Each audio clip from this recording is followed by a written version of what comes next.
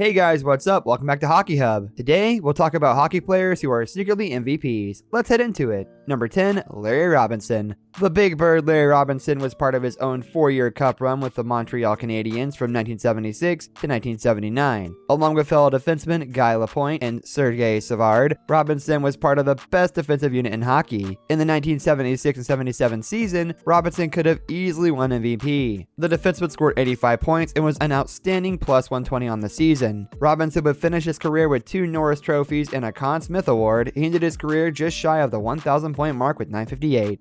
Number 9, Bernie Parent. When asked about the Philadelphia Flyers Stanley Cup winning teams, Don Cherry once said it was a joke. They were so outplayed, but you couldn't put the P by the parent, and at that time there was nobody better. The Flyers won the Stanley Cup in the 1973 and 74 and 1974 and 75 seasons. In those seasons, the Hart Trophy went to Phil Esposito and Bobby Clarke. If Parent were playing today, he would have won the Hart both those years. In 1973 and 74, he won 47 games and had a 1.89 GAA. Wow. He followed that season with a 44-game winning season and a 2.03 GAA. These kind of numbers today would run away with the MVP award. Just ask Jose Theodore. Number 8, Jerry Curry. The right-hand man of the greatest player of all time, Jerry Curry, was the ultimate complement to number 99's game. You can argue that Curry is nothing without Gretzky, but you could just as easily take the other side of that debate. Without Gretzky in 1989 and 90, Curry would still tally 33 goals and 93 points. He also had a hat trick that year in Game 2 of the Stanley Cup Finals, and the Oilers went on to win the Stanley Cup. Curry's finest season was in 1984 and 85 when he notched 71 goals and 135 points. Again, nobody was going to steal awards away from Wayne, but Curry put up MVP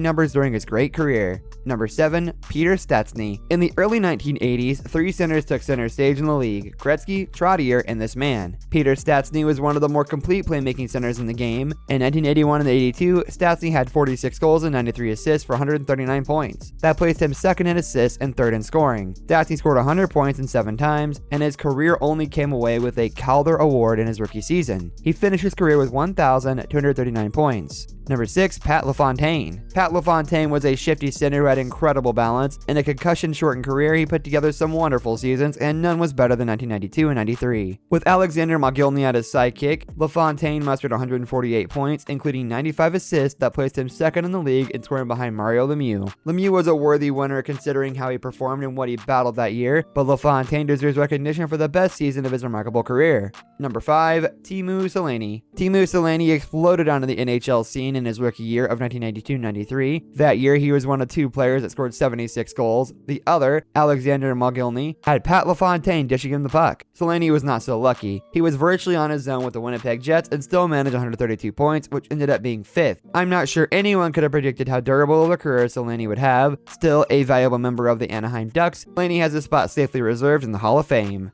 Number 4, Dale Hawerchuk. Another member of the original Winnipeg Jets family, Dale Hawerchuk had a marvelous NHL career and ended his career with 1,409 points. Hawerchuk had 6 100-point seasons, and his finest was in the 1984 and 85 season when he tallied 53 goals on 130 points. Unlike the high-flying Oilers that season, the Jets were not blessed with that much of a supporting cast, which could not have made anything easy for Hawerchuk. Later in the decade, he was the MVP of the deciding game in the 1987 Canada Cup win over the Soviet Union. Hawerchuk was often overlooked because of the teams he played for, but he did put up some gaudy numbers over his career. Number 3, Ray Bourque. Ray Bourque is currently the highest scoring defenseman of all time with 1,579 points, and he retired on top after winning the Stanley Cup in 2001. Bourque won 5 Norris trophies and had 4 90-point seasons as a defenseman. Other than Lidstrom, and you can make the argument for each, there may never have been a better defenseman worthy of the MVP than this player. Number 2, Adam Oates. Adam Oates was a player that quietly went about his business during his remarkable NHL career. He was not flashy or talkative, but simply a professional. Yes, this is another player from the 1992-93 season that was tremendously offensive. He scored 142 points that season and did it very unselfishly. Oates cemented his legacy with a 14-20 point career. Without a doubt, Adam Oates is one of the best hockey players in NHL history. Number 1, Daryl Sittler. It is rare to see such a talent play at such an iconic franchise but not be a part of many winning teams. The forever loyal Derek Sittler was stuck it out with the Toronto Maple Leafs during some lean years in the 1970s and became one of the game's greatest players. Sittler had 2 100-point seasons and had over 1,000 points in his NHL career. In the 1977 and 78 season, he scored 117 points, including 45 goals. Had Daryl Sittler had better teammates around him during his career, he could have been a Hart Trophy winner. This brings us to the end of our video. I hope you enjoyed it. Hit a like if you did, and don't forget to subscribe to our channel so you don't miss out on any of our videos in the future. Also, watch the 2 videos that are on your screen because I'm sure you'll love them. With that, I'll see you in the next video.